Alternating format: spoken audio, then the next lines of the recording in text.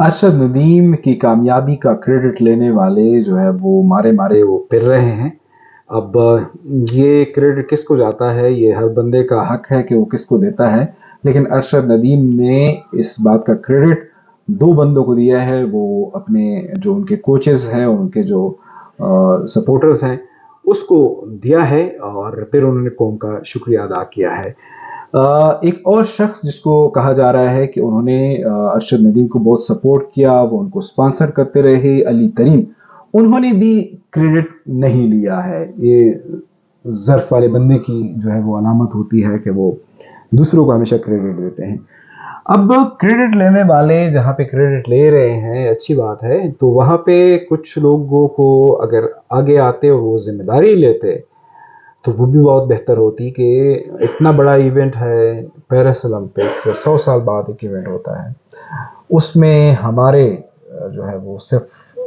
7 athletes جو ہے وہ موجود تھے، تو اس ناکامی کا کریڈٹ بھی لینے والا کوئی ہونا چاہیے اور کہیں کہ یار ہاں ہم جو ہے وہ اس کے ذمہ دار ہیں۔ بہرحال بہت خوشی کی بات ہے، جس نے بھی وہ لمحات دیکھے، لائیو دیکھے، تو وہ بہت زیادہ ایموشنل، اور وہ آپ کہہ سکتے ہیں کہ اس سے زیادہ خوشی والے لمحات شاید کہ آنے والے دنوں میں آ جائیں، اللہ کرے۔ لیکن ابھی تک جو ایک یونائٹڈ ہو کے قوم نے وہ سچویشن دیکھی، تو شاید کہ 92 کے ورلڈ کپ کے بعد پھر یہ سچویشن بنتی ہے۔ اب اس کے جہاں پہ بہت سے فوائد ہیں، یہ جو گولڈ میڈل ملا ہے اس میں سب سے بڑا فائدہ یہ ہے کہ اولمپکس کے حوالے سے، مختلف سپورٹس کے حوالے سے، جس کا ہمارے ملک میں شاید بہت سے لوگوں کو پتہ بھی نہیں ہے، آگاہی نہیں ہے، اس حوالے سے ایک تو آگاہی ہوگی۔ دوسرا یہ ہے کہ یہ ایونٹ جو ہے، یہ جو مرحلہ ہے، یہ ملک میں اسپورٹس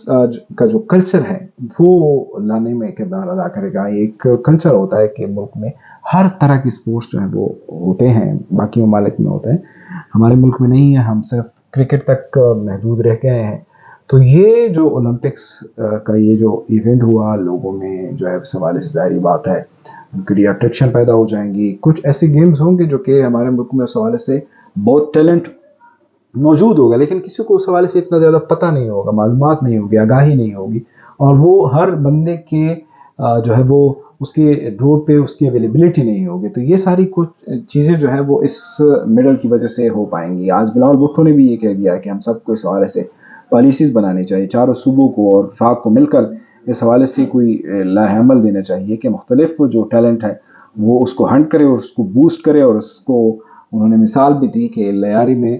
اس حد تک جو ہے وہ فٹ بال کا ٹیلنٹ ہے کہ وہ اگر وہاں سے ٹیم بن جائے تو ایک نہ ایک دن وہ فیفا ورلڈ کپ جیتنے کی اہلیت رکھتے ہیں۔ میں نہیں کہتا کہ یہ جو ان کا کلیم ہے یہ ٹال کلیم ہے، ہو سکتا ہے پاکستان میں باقی میں گلی محلوں میں کبھی کبھی اتنا بڑا ٹیلنٹ جو ہے وہ نکل آتا ہے،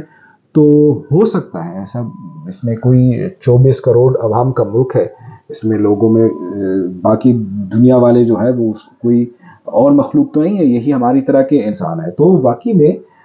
مختلف گیمز کا ہمارے ملک میں کلچر ہوگا، مختلف گیمز جو ہے وہ اس کی ہر بندے کے ایکسس میں ہوں گی، اسکولوں میں، جو تعلیمی اداروں میں، دیگر مختلف جو ہمارے پرائیویٹ سیکٹر ان چیزوں کو ٹیک اپ کریں، ان چیزوں کے اسپانسر جو ہے وہ اور ان کے مقابلے، یہ سارا کچھ ملک میں ہوگا۔ کبھی شہباز شریف یہ کیا کرتا تھا، یوتھ فیسٹیول، فلاں فیسٹیول، لوگ اس کا مذاق اڑاتے تھے، لیکن کہیں نہ کہیں پہ لوگ بتاتے ہیں کہ ان چیزوں کا فائدہ ہوا ہے۔ تو ان چیزوں کا فائدہ ہوتا ہے، آپ کی ریپرزنٹیشن ہوتی ہے، ملک کا امیج جو ہے وہ عالمی سطح پہ بہتر ہوتا ہے۔ تو امید ہے جہاں یہ سب کچھ ارشد ندیم اور اس کی فیملی کے لیے بہت اہم ہے، وہ ملک کے لیے بھی سچ اسی وقت میں جو ہے وہ بہت پازیٹیو جو ہے وہ کنٹریبیوٹ کرے گا۔ اور آپ دیکھیں گے کہ نیا ٹیلنٹ مختلف گیمز میں آنے والے، میں یہ نہیں کہتا کہ جو بھی اولمپک جس ہو، کامن ویلتھ کے ہوں، جس ملک میں ہو،